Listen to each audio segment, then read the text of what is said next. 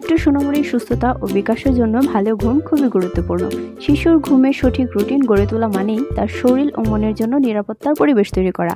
আজকের ভিডিওতে জানবো শিশুর ঘুমের রুটিন ও কিছু কার্যকর টিপস যা আপনাদের খুবই সাহায্য করবে। 1. নিয়মিত ঘুমের সময় নির্ধারণ করা। শিশুর শরীরে বডি ব্লক ঠিক রাখতে প্রতিদিন একই সময়ে ঘুমানো খুবই জরুরি। নবজাতক থেকে শুরু করে বাচ্চারা ধীরে ধীরে ঘুমের প্যাটার্নে অভ্যস্ত হয়।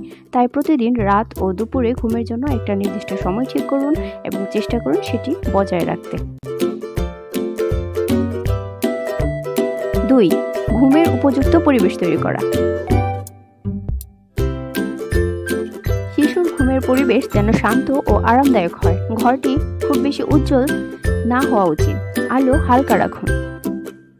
অতিরিক্ত শব্দ ও হট্টগোল শিশুকে বিঘ্নিত করতে পারে।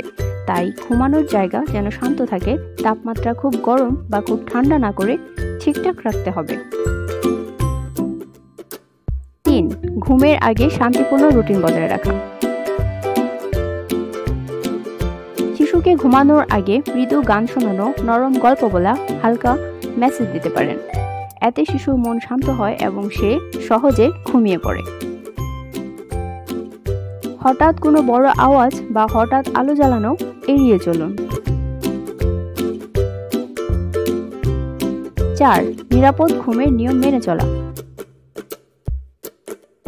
শিশুকে অবশ্যই পিঠের উপর শুইয়ে ঘুমোতে দিন।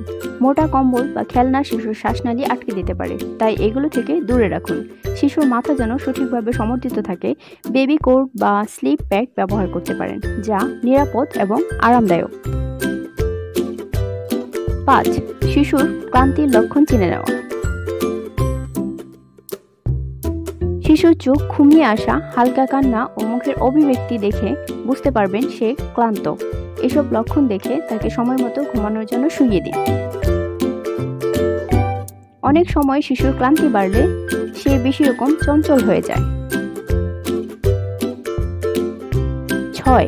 মা বাবার ধৈর্য ও ভালোবাসা। শিশুর ঘুমের রুটিন মানিয়ে নেওয়া কখনোই সহজ নয়। প্রথম দিকে কিছুটা সময় লাগতে পারে।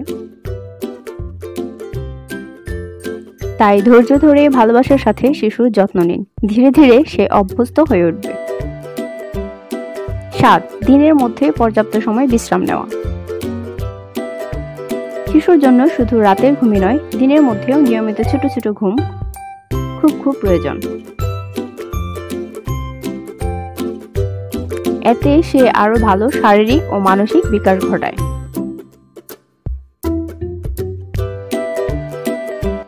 আপনার শিশুর সঠিক ঘুমের রুটিন ও পরিবেশ গড়ে তোলা তার সুস্থতা ও বিকাশের জন্য খুব গুরুত্বপূর্ণ। আশা করি আজকের টিপসগুলো আপনাদের সাহায্য করবে। ভিডিওটি ভালো লাগলে লাইক ও সাবস্ক্রাইব করতে ভুলবেন না। আবারও হাজির হব মা বাবাদের জন্য গুরুত্বপূর্ণ কোনো তথ্য নিয়ে। সে পর্যন্ত সবাই ভালো থাকুন, সুস্থ থাকুন এবং পিটিআর নেক্সট বাংলার সঙ্গেই থাকুন। আল্লাহ হাফিজ।